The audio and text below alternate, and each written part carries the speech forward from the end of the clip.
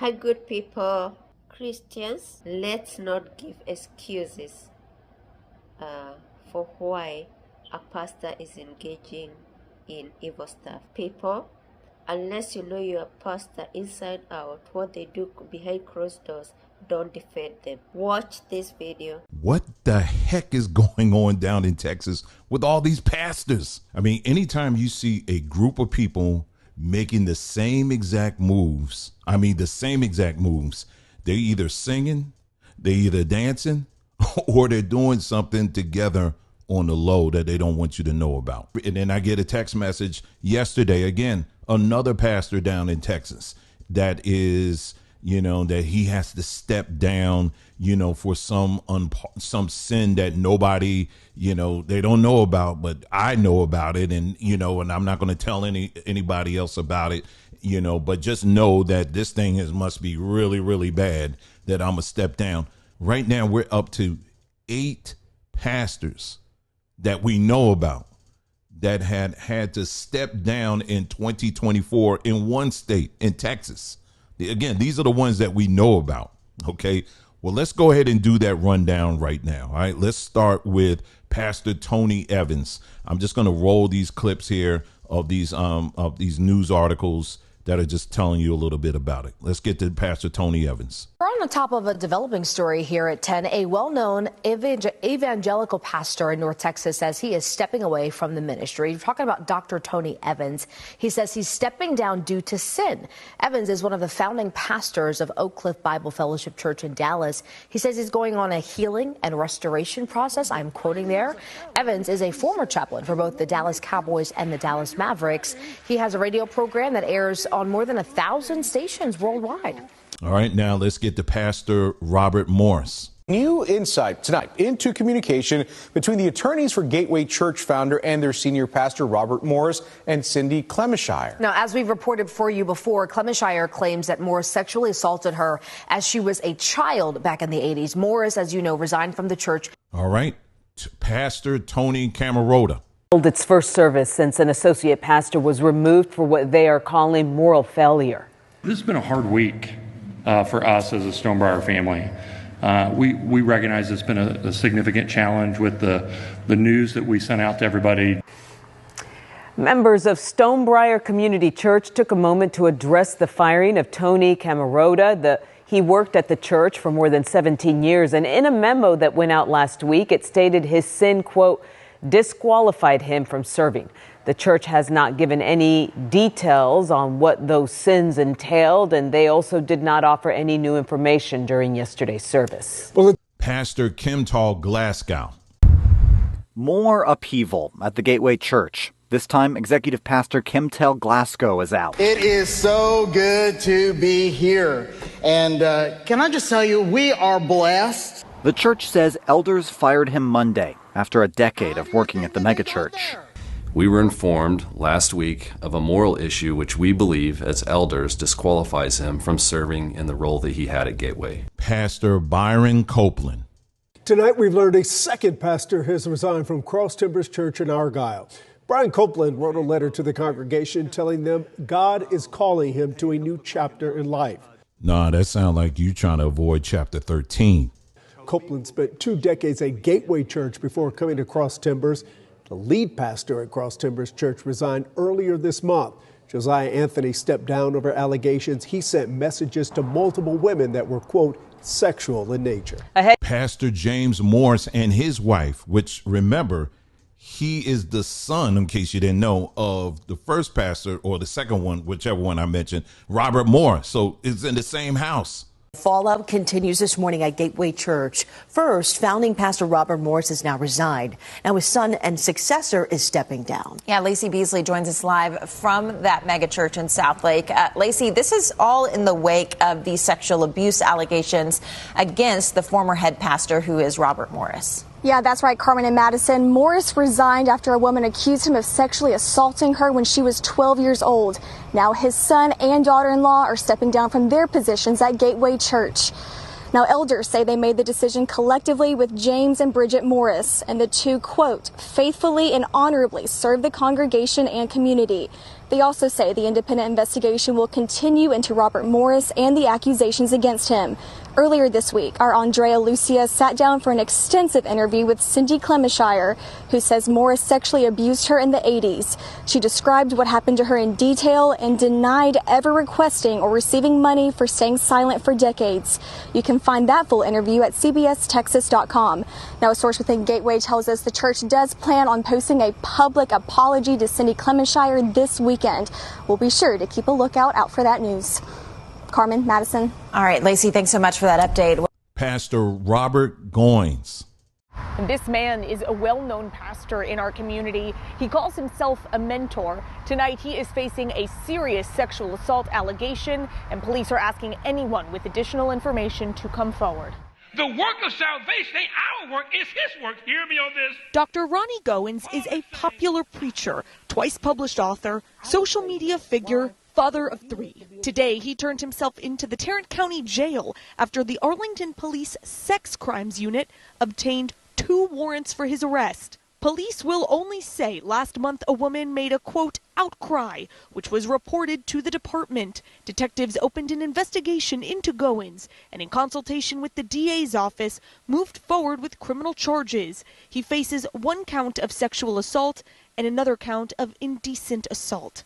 Goins is the founding pastor, the lead pastor of Koinonia Church in Arlington, according to the church website. He's well known online and in his community, with popular social media pages and a podcast. He's also a former member of the Arlington Police Department's Arlington Clergy and Police Partnership Program, and he previously served on the City of Arlington's Unity Council, created in 2020 with the goal of building better equality in the city.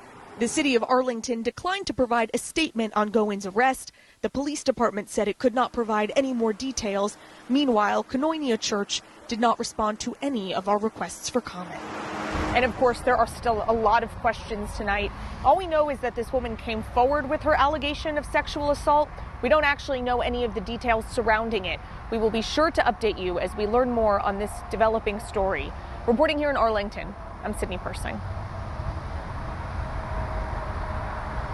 Pastor Josiah Anthony, and let me just add this, he is also part of the Cross Timbers Church as well. So we got 2 sets of pastors here where they are under the same ministry, but there you go. Another North Texas pastor just resigned from another North Texas church. This time it happened at Cross Timbers Church in Argyle.